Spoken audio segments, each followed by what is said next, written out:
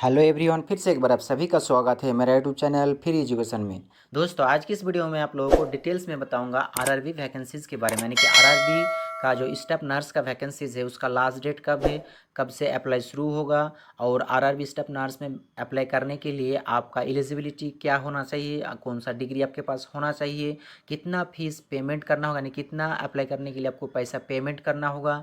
उसके अलावा किस जोन में कितना वैकेंसीज़ है, यानी कि ये जोन वाइज वैकेंसीज़ दिया हुआ है। जैसे रांची का अलग जोन होता है, मालदा अलग जोन होता है, कोलकाता, मुंबई, दिल्ली, चेन्नई सब अलग अलग जोन होता है। तो जोन के हिसाब से वैकेंसीज़ दिया गया है। वो सारा चीज़ मैं एक एक करके आप लोगों को बताऊंगा। उसके अलावा जो एग्ज़ाम होगा वो किस बेसिस पे होगा, इसमें कितना टाइम मिलेगा आपको, इसमें नेगेटिव मार्क्स है या नहीं है, वो सारा चीज़ एक एक करके बताऊंगा। तो वीडियो के साथ बने रहिए और ज़्यादा से ज़्यादा अपने दोस्तों में शेयर करें।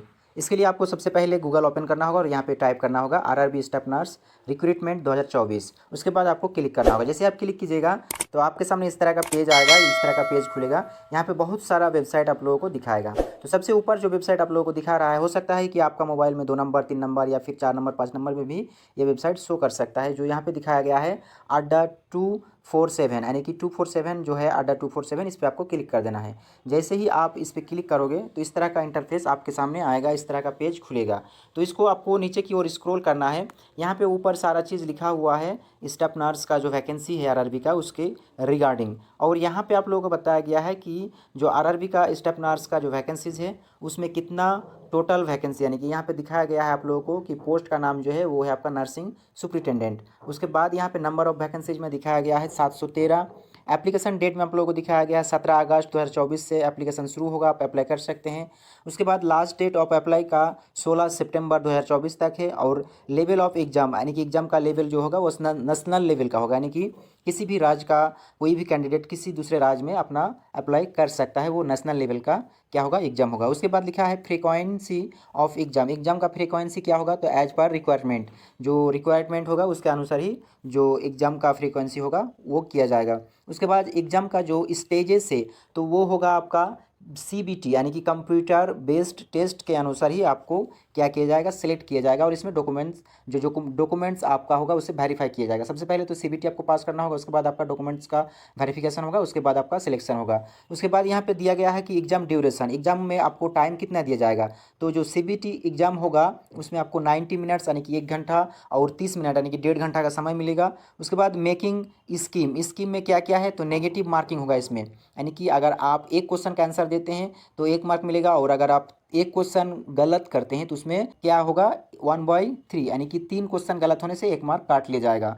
नीचे की ओर जैसे आप स्क्रॉल करोगे तो यहाँ पे दिया गया है एप्लीकेशन स्टार्ट डेट 17 अगस्त। उसके बाद लास्ट अप्लाई का डेट वो तो बता चुका हूँ। एडमिट कार्ड रिलीज का डेट, एडमिट कार्ड अब कब रिलीज होगा, तो एग्जाम से 15 दिन पहले यहाँ पे लिखा हुआ है admit card release date 15 days before the exam, exam से 15 दिन पहले रिलीज कर दिया जाएगा। और यहाँ पे सीबीटी जो एग्जाम होगा कंप्यूटराइज्ड बेस्ड या कंप्यूटर बेस्ड टेस्ट, वो आपका नवंबर में होगा, यानी कि बहुत ही जल्दी आने वाला है। आपका एग्जाम का डेट नवंबर 2024 में ही हो जाएगा। और रिजल्ट जो होगा वो आपको नोटिफाई करेगा, नोटिस आपको दे देगा कि कब रिजल्ट इसका आएगा। उसके बाद यहाँ पे आप लोगों को दिखाया गया आरआरबी स्टाफ नर्स वैकेंसी 2024 का जोन वाइज वैकेंसी, यानी कि किस जोन में कितना है।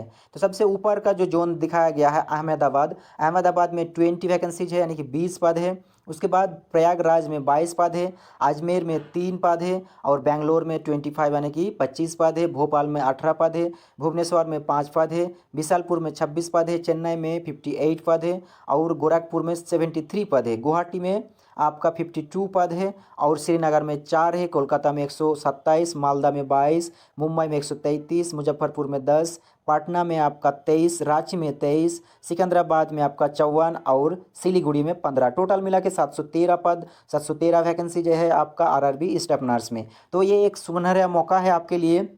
उसके बाद यहाँ पे आप लोगों को दिखाया गया है कि आरआरबी वैकेंसी को अगर आप अप्लाई करते हो तो उसके लिए आपको कितना पेमेंट करना पड़ेगा। तो अगर आप जनरल कैटेगरी से आते हो तो आपको 500 यानी 500 रुपये पे करना पड़ेगा। और अगर आप EWS यानी कि इकोनॉमिकली वीकर सेक्शन से आते हैं तो भी आपको 500 रुपया करना पड़ेगा। अदर बैकवर्ड क्लास यानी कि OBC से आते हैं तभी 500 पे करना होगा। और अगर आप शेड्यूल कास्ट से आते हैं यानी कि SC से आते हैं तो 250 रुपया, और शेड्यूल ट्राइबल कास्ट यानी कि ST से आते हैं तो भी आपको 250 रुपया पे करना पड़ेगा। यहाँ पे एक चीज़ अच्छा है कि अगर आप जनरल से आते हैं तो 500 पे करना होगा, लेकिन उसमें से 400 रुपया आपको एग्जाम के बाद आपको वापस मिल जाएगा। और जो लोग 250 रुपया भरते हैं SC ST, उन लोगों को 250 रुपया पूरा के पूरा वापस मिल जाएगा।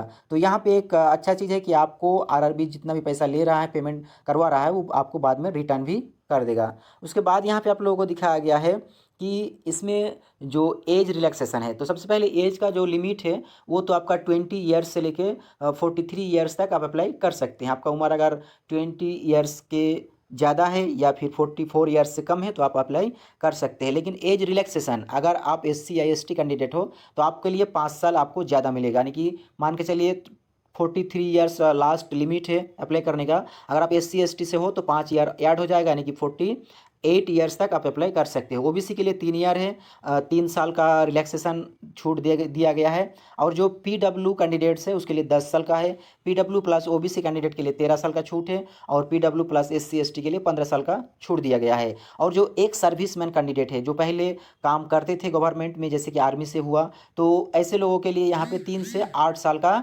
छूट दिया गया है। उसके बाद यहाँ पे दिखाया गया है एजुकेशन क्वालिफिकेशन। अगर आप इसमें अप्लाई करना चाहते हो तो आपको क्या क्या एजुकेशन क्वालिफिकेशन आपके पास होना चाहिए।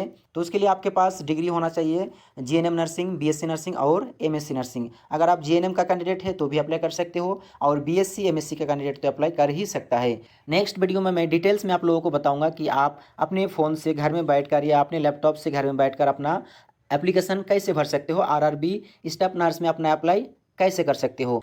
तो इसी तरह की नॉलेजेबल वीडियोज़ को पाने के लिए मेरे चैनल को सब्सक्राइब कीजिए और ज़्यादा से ज़्यादा अपने दोस्तों में शेयर कीजिए।